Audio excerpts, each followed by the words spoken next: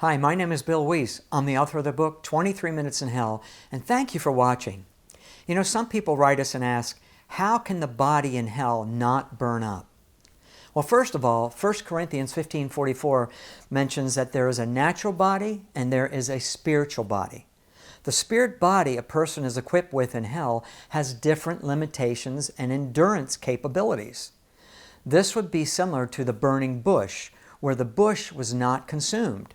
In Exodus 3:2 it says, "And the angel of the Lord appeared to him in a flame of fire from the midst of a bush. So he looked, and behold, the bush was burning with fire, but the bush was not consumed." Now Matthew 10:28 says, "Fear him who is able to destroy both soul and body in hell."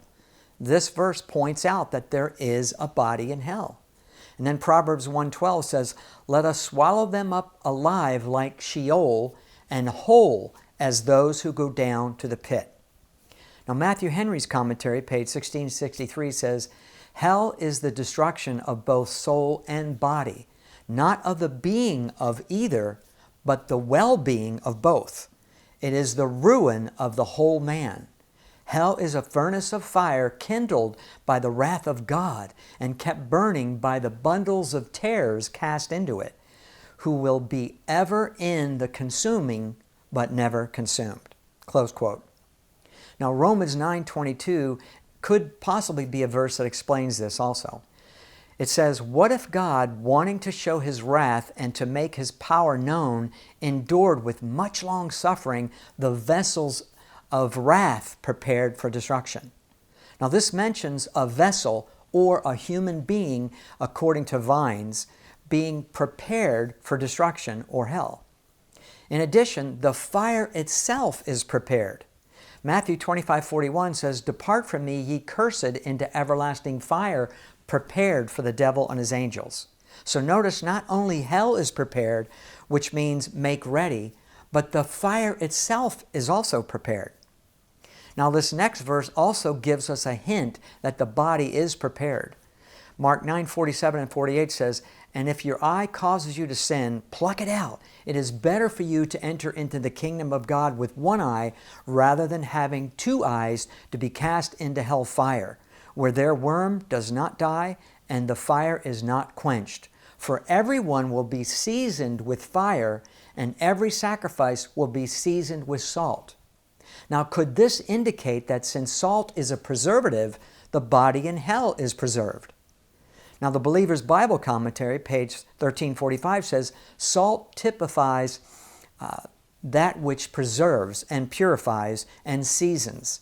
If everyone means the unsaved, then the thought is that they will be preserved in the fires of hell, that they will suffer eternal punishment." Now, in Luke 16:24, Jesus was informing us about the rich man in hell. Now, the rich man asked Abraham to have Lazarus to dip the tip of his finger in water and cool my tongue, he said, "for I am tormented in this flame." Now, this man had a tongue, and he had thirsted.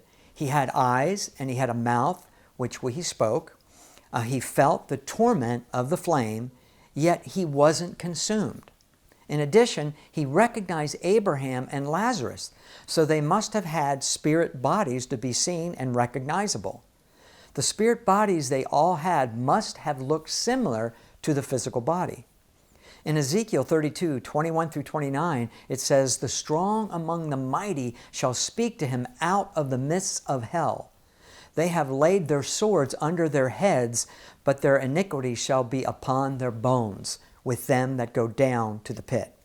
Now notice, they could speak. It mentions their heads and bones, so they must have a body of some kind. Isaiah 14:9 and 10 states that those in hell could speak and experience weakness, and they met those entering hell. So they must have had a body of some kind to be seen. Jesus also protected the three Hebrew boys in the furnace of fire. You know, their bodies were unaffected by the flames. Now, in the vision God gave me about hell, my body appeared the same as the one I have now. But I need to point out that I do not know if the body I had in my vision was the same as someone's body in hell. I was there in my spirit body. I was not condemned to hell. Now, to sum it up, the body in hell could be preserved, or the fire could have been prepared, like the burning bush not being consumed. Now, the Bible does record many supernatural occurrences and miracles, some of which are: how did God reverse the direction of the sundial 10 degrees as He did in Isaiah 38:8? Or how did He stop the rotation of the earth for the space of about a whole day as He did in Joshua 10:13? Or what about the swallowing of Jonah with a great fish and preserving him in its belly for 3 days in Jonah 1:17? Or how could He stop a river from flowing downstream and not have it overflow around those who were crossing it? And that's in Joshua 4:23. Or what about how He will turn all the water on the whole earth to blood during the tribulation in Revelation 16:6, just as He did with the river into blood with the plagues in Egypt in Exodus 7:20. You know, we are extremely limited in our knowledge, and our puny minds cannot even fathom the depth and the knowledge of an almighty, infinitely powerful, eternal God. You know, if God can prepare for us such a glorious heavenly body, I don't think He would have a problem preparing a body that would not be consumed by the fires of hell.